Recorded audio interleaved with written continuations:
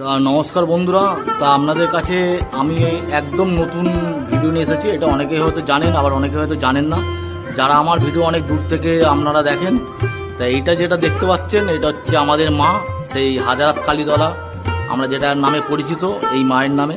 তা এটা হচ্ছে হাজারাত কালী। এই ঠাকুরের মানে টোটাল হাজারখানা হাত আছে, আপনারা গুণে শেষ করতে পারবেন না। এই হচ্ছে মা আমাদের হাজারাত কালীতলা।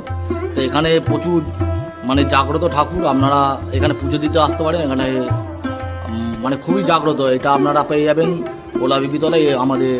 তা আপনারা এখানে আসতে পারেন, শিবপুর মন্দিরতলার কাছেই আছে। ওইখানে কোনো স্থানীয় মানুষদেরকে জিজ্ঞেস করলেই বা দোকানদারদের জিজ্ঞেস করলে আপনারা পেয়ে যাবেন সেই হাজারাত কালীতলা মায়ের মন্দির। তাই এখানে দেখতে পাচ্ছেন মায়ের হাজারখানা হাত, মায়ের একটা অন্যরকম রূপ। এখানে খুব জাগ্রত ঠাকুর, আপনারা এসে এখানে পুজো দিয়ে যেতে পারেন। মা সবার ইচ্ছা পূরণ করে। তা আপনারা এখানে আসবেন অবশ্যই।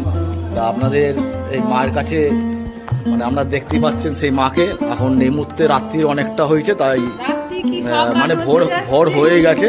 তা আমরা তো মানে দুটো ঠাকুর দেখতে বেরিয়েছিলাম, দশমী পড়েও গেছে।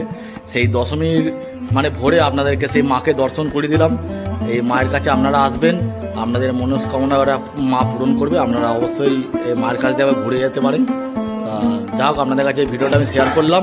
আপনারা পারলে এই ভিডিওটা আপনারা চারিদিকে শেয়ার করে দেবেন। আর এই মায়ের কাছে আপনারা অবশ্যই আসবেন।